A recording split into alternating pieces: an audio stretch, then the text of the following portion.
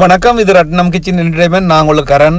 இன்றைக்கு பார்த்தீங்கன்னா வாயூரும் சுவையில் எலும்பில்லாத கோழி இறைச்சியும் குடமிளகாயும் வச்சு ஒரு அருமையான சாப்பாடு. வாங்க எப்படி செய்யலான்னு பார்க்கலாம். அதுக்கு தேவையான பொருட்களை பார்த்தீங்கன்னு சொன்னால் 1 கிலோ எலும்பில்லாத கோழி இறைச்சி தனியாக துண்டு துண்டாக வெட்டி வச்சுருக்குது. அதுக்கு மஞ்சத்தூள் போட்டு கொஞ்சம் மிளகாத்தூள் உரைப்புக்கு ஏற்ற மாதிரி போடலாம். நான் 1 கரண்டி போட்டிருக்கிறேன் பெரிய கரண்டியால். அதோட கொஞ்சம் உப்பு அதையும் போட்டுட்டு இப்போ இந்த 3ஐயும் சேர்த்து வடிவாக கலந்து போட்டு வச்சுருவோம். வச்சுட்டு பார்த்தீங்கன்னா பக்கத்தில் சட்டி வச்சாச்சு. சட்டியில் 5 ஏலக்காய் 5 கிராம்பு 2ஐயும் போட்டுட்டு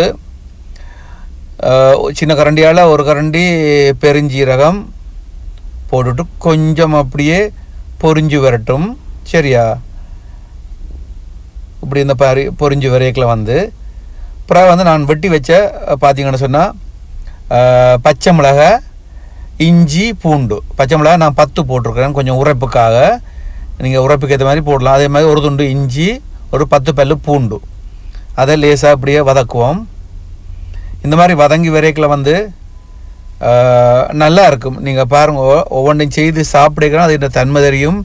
இப்போ தனியாக வெங்காயத்தை மட்டும் முதல் போடுவோம். ஏன்னு சொன்னால் குடமிளகா வேகமாக வெந்துடும். அது குடமிளகா நல்லா வேகக்கூடாது. அதனால் முதல் பாருங்கோ, நான் ஒரு 3 வெங்காயம், பெரிய வெங்காயம் சின்னதாக இந்த மாதிரி துண்டு உண்டா சதுரமாக வெட்டி வச்சு நான் இதுலேயும் சின்ன கரண்டியால் 1 கரண்டி உப்பு அதையும் போட்டு உப்பு சேர்த்து கிளறேக்கில் இந்த மாதிரி வதங்கி வரைக்கில் நல்லா இருக்கும். நீங்கள் உங்களுக்கு விருப்பத்துக்கு ஏற்ற மாதிரி நீங்கள் வெங்காயத்தை பார்த்து போடுங்கோ. அதே மாதிரி பாருங்கள், குடமிளகா ஓரளவு 3 கலரில் சிவப்பு, மஞ்சள், பச்சை ஓரளவு போட்டு இதை வடிவாக அப்படி வதக்கி எடுப்போம். இந்த மாதிரி வதக்கி எடுக்கும்போது குடமிளகா கொஞ்சம் லேசாக வேகிறதுக்கு லேட்டாக இருந்தானே.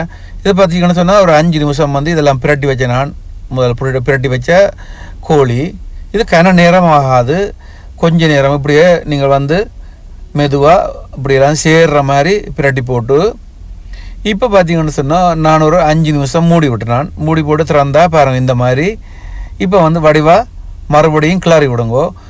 இந்த மாதிரி கிளறி விடைக்கில் பார்த்தீங்கன்னு சொன்னால் குடமிளகா இந்த கோழியில் கோழி இறைச்சியில் செய்கிறேக்கில் அதோட டேஸ்ட் வேறு மாதிரி இருக்கும். இதுக்கு தண்ணி ஒன்றும் விடக்கூடாது. தண்ணி இல்லாமல் இதில் எப்படியோ வரட்டி எடுக்கணும். அதால் இப்போ திறந்து இந்த மாதிரி மூடாமல் திறந்து வச்சுட்டு இந்த மாதிரி அடிக்கடி கிளறி விட்டு கொண்டுருங்கோ. அடுப்பை கொஞ்சம் கூட்டி விடுங்கோ. கூட்டி போட்டு இப்போ பார்த்தீங்கன்னு சொன்னால் அந்த தண்ணி வற்றி வந்தோன்றிருக்கு பாருங்கோ. வற்றி வந்தோன்ற கேக்கில் இப்போ பார்த்தீங்கன்னு சொன்னால் நான் சோயா சோஸ் இருக்குல்ல, சின்ன கரண்டியால் 1 கரண்டி சோயா சோஸ். அப்போ அந்த கலரும் நல்லா இருக்கும், ருசியும் நல்லா இருக்கும். இப்போ ஒரு பாதி தேசிக்காயை இதில் புழிஞ்சு விட்டுருவோம். சரியா? புழிஞ்சு விட்டுட்டு ஒரு 2 நிமிஷம் கிளறுவோம். அதை அடுப்பை நல்லா கூட்டி விட்டு இந்த மாதிரி கிளறி எடுக்கணும். அப்போ நல்லா வறண்டு எல்லாம் சேர்ந்து வரைக்கில் பாருங்கள் இந்த மாதிரி வரும். கொஞ்சம் கலரும் மாறி நல்லா இருக்கும் சாப்பிட. இப்போ இதை நிப்பாட்டி போட்டு எடுத்துருவோம். இப்போ எடுத்து கொட்ட போகிறோம் பாருங்கோ. இந்த மாதிரி பாருங்க. இந்த மாதிரி நீங்கள் சர்வ் பண்ணும்போதும் சரி, உங்களோட தேவைக்கு ஏற்ற மாதிரி நீங்கள் சாப்பிடும்போதும் சரி. இதோட பார்த்தீங்கன்னு சொன்னால் இந்த சீஸ் நான், ரொட்டி, அதுக்கெல்லாம் இடியப்பத்துக்கு எல்லாம் அருமையாக இருக்கும். அப்படியே வரட்டி எடுத்துடணும். இந்த மாதிரி இருக்கணும். அப்போ தான் அந்த வாய்க்கு நல்ல இதமாக பதமாக இருக்கும். சரியா? செய்து பாருங்க. உங்களுக்கு பிடிச்சிருந்தா சந்தோஷம். பிடிச்சிருந்தா லைக் பண்ணுங்க, ஷேர் பண்ணுங்கள், சப்ஸ்கிரைப் பண்ணுங்க. மீண்டும் இன்னொரு வீடியோவில் சந்திப்போம். பாய்.